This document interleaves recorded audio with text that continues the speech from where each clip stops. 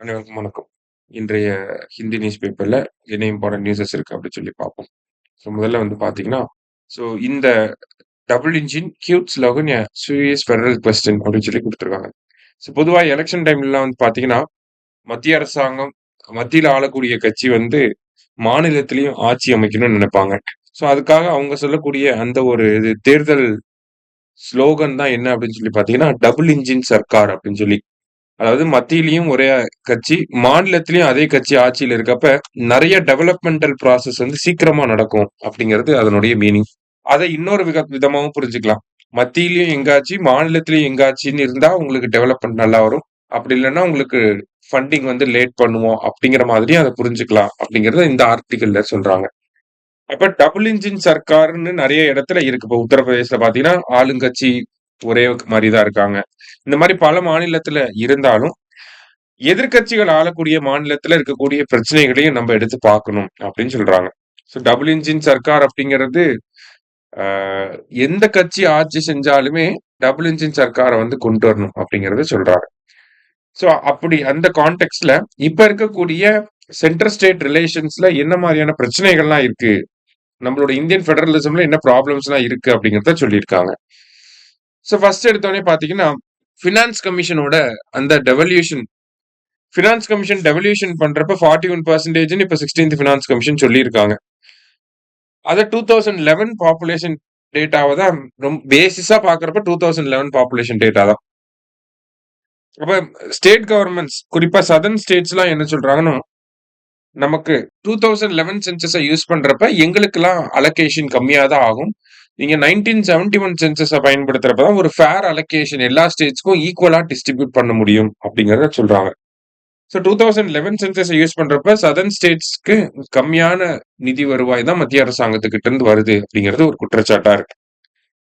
அடுத்ததா மத்திய அரசாங்கமும் பார்த்தீங்கன்னா, செஸ் வரிகள் சர்சார்ஜஸ் அப்படிங்கிறது அதிகமா போடுறாங்க.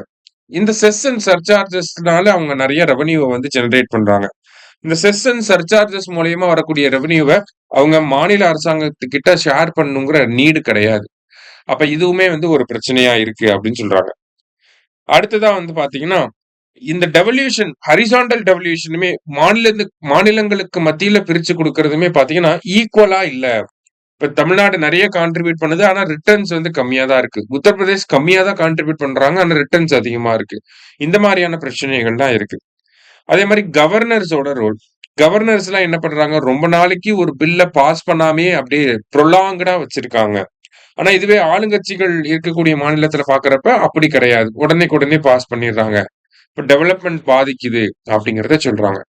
ஸோ இந்த மாரி மேஜர் இஷ்யூஸ பத்தி சொல்லிட்டு, வே ஃபார்வர்டா என்ன குடுக்குறாங்க அப்டின்னா, ஆ ஃபினான்ஸ் கமிஷனோட ரெக்கமெண்டேஷன்ஸ வந்து பைண்டிங்கா மாத்தணும் அப்டின்னு சொல்லி சொல்றாங்க. ஓகேவா? பைண்டிங்கா மாத்தணும் அப்டின்னா, ஃபினான்ஸ் கமிஷன் குடுக்கக்கூடிய ரெக்கமெண்டேஷன்ஸ கட்டாயம் மத்திய அரசாங்கம் நடைமுறைப்படுத்தணும் அப்டிங்கிறது தான் இந்த கட்டாயம் படுத்துறது தான் பைண்டிங் அப்டின்னு சொல்லுவாங்க. ஸோ அந்த மாரி ஒரு ஒரு சஜஷன வந்து குடுக்குறாங்க. அடுத்ததா பார்த்தீங்கன்னா, கவர்னர்ஸ் மசோதாக்கள் மீது முடிவெடுக்கிறதுக்கு ஒரு 3 மந்த் இல்ல 4 மந்த் இந்த மாரி ஒரு டைம் லைன குடுக்கணும் அப்படிங்கிறத சொல்றாங்க. அடுத்தது நமக்கு இந்த சர்க்காரியா கமிஷன், ராஜமன்னார் கமிஷன் எல்லாத்துலயுமே பார்த்தீங்கன்னா, இன்டர் ஸ்டேட் கவுன்சில எஸ்டாப்ளிஷ் பண்ணணும்னு சொல்லியிருப்பாங்க. அத எஸ்டாப்ளிஷ் பண்ணதுக்கு அப்புறமா பெரிய அளவுல அது செயல்படுறது கிடையாது. ஒரு செரிமோனியல் கேதரிங் மாரி தான் இருக்கு. அப்படிங்கிறப்ப அந்த இன்டர் ஸ்டேட் கவுன்சிலோட அப்ஜெக்டிவ்ஸ ரீவாம்ப் பண்ணி ஒரு ஒரு சென்டர் ஸ்டேட் ரிலேஷன்ஸ மெயின்டெயின் பண்ணக்கூடிய ஒரு பாடியா இந்த இன்டர் ஸ்டேட் கவுன்சில கொண்டு வரணும் அப்படின்னு சொல்லி ஒரு சில சஜஷன்ஸ வந்து குடுத்திருக்காங்க. சரியா?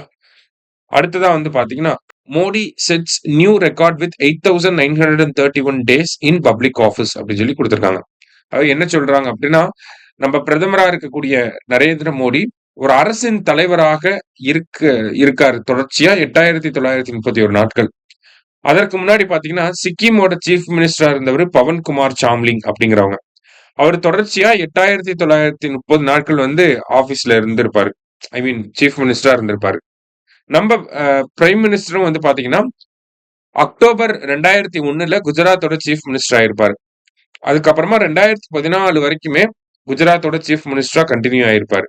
அதுக்கப்புறம் 2014ல இருந்து இப்ப 2026 வரைக்கும் பிரைம் மினிஸ்டரா இருக்காரு. ஓகேங்களா? அப்ப 2001 கிட்டத்தட்ட 2001லிருந்து 2026 வரை 26 வருஷமா என்னவா இருக்காரு? ஒண்ணு சீஃப் மினிஸ்டரா இருக்காரு, இல்ல பிரைம் மினிஸ்டரா தான் இருந்திருக்காரு. சரிங்களா? அதான் நம்பர் ஆஃப் டேஸ்ன்னு பார்க்கிறப்ப 8931 டேஸ்க்கு என்ன பண்ணியிருக்காருன்னா, ஒரு அரசாங்கத்தினுடைய தலைவராக இருந்து புது சாதனைய படைச்சிருக்காரு அப்படின்னு சொல்லி குடுத்திருக்காங்க. அதே மாரி இந்தியாவோட இண்டிபெண்டன்ஸ்க்கு அப்புறமா பிறந்த முதல் பிரதமர் அப்படின்னா நரேந்திர மோடி அவர்கள் தான். ஜவஹர்லால் நேருக்கு அடுத்தபடியாக அதிக நாட்கள் பிரதமராக இருந்தது யாருன்னா, நரேந்திர மோடி அவர்கள் தான். சரியா? சோ இன்னைக்கு முக்கியமான செய்திகள பார்த்திருக்கோம். நன்றி.